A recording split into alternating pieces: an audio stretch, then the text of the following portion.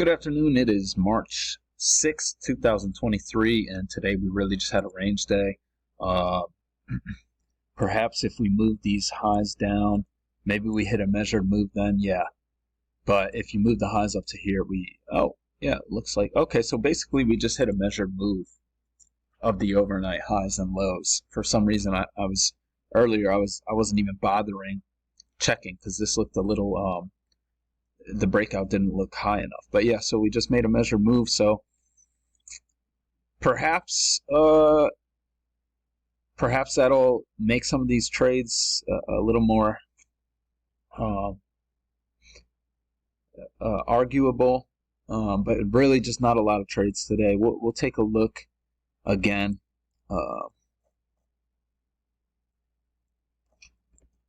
So when 5 o'clock happens, we're in this uptrend. You could draw it a little steeper. Maybe it's like this swing low. But either way,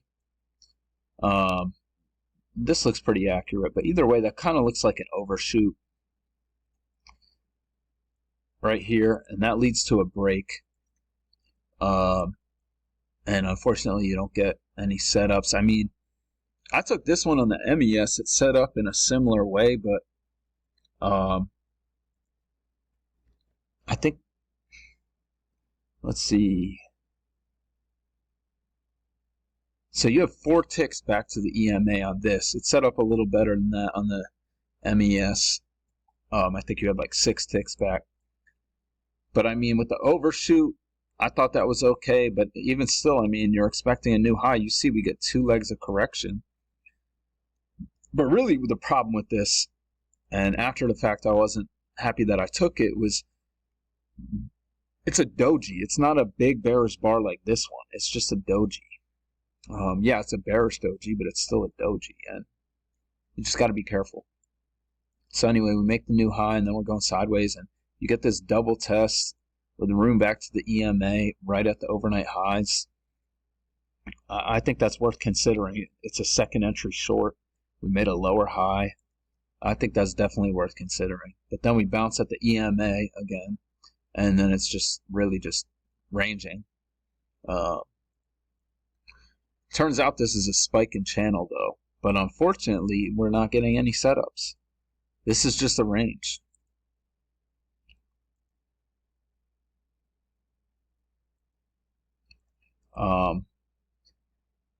But anyway, we bounce out. Technically this is a failure, but you're not trying to go into that resistance, I don't think.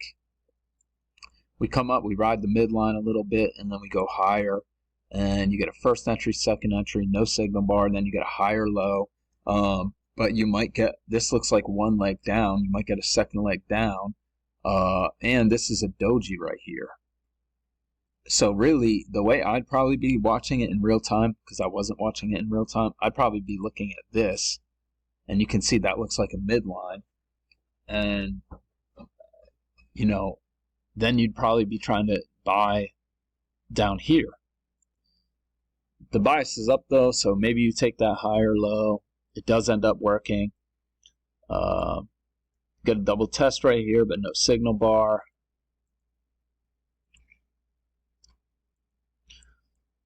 And then we hit the highs of the channel again, and you get a channel down. It's probably steeper than this. Maybe not though. I mean, yeah, that's actually, yeah, it's probably like that.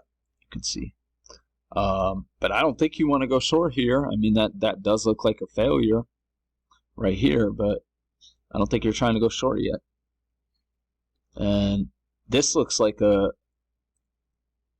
maybe it's like a reversal, but yeah, I mean, it's off the midline. The midline's holding prices. Maybe you take that.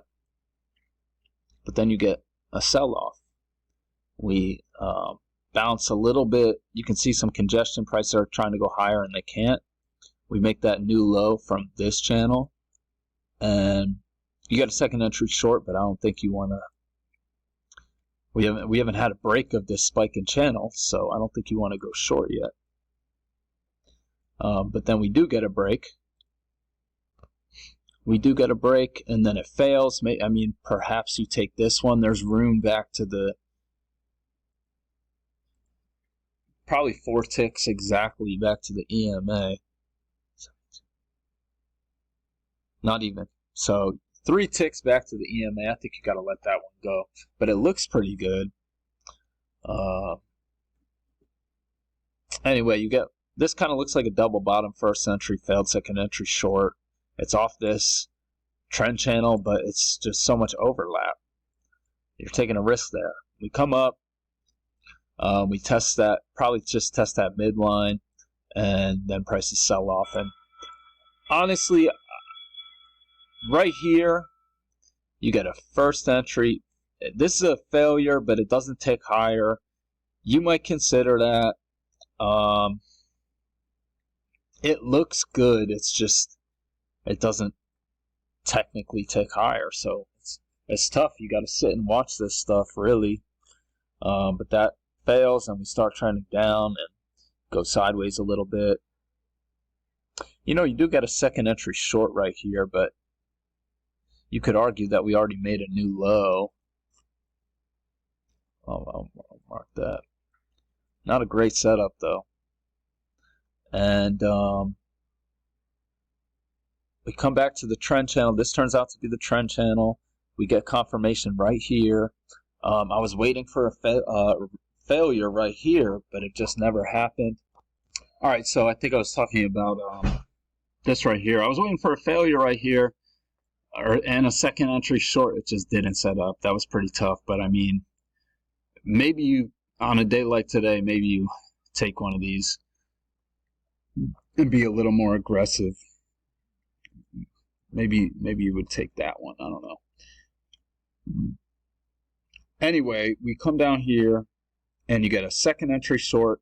That's the first break of this trend channel. Very bearish bar. I think this is as good as it's going to get on a day like today. You're going into some support from right here and the opening price, but that looks pretty good to me.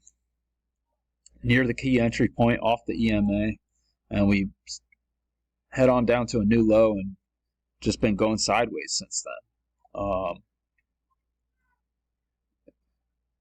I mean, this is a second entry, and it looks like there's a level of resistance there, but it's just not a whole lot. So really just another slow day. I mean, maybe people already rolled over their contracts. I don't know. But we got to do that, I think, this week. But anyway, that's how I saw it today. I hope everyone had a great day. And I'll be back tomorrow.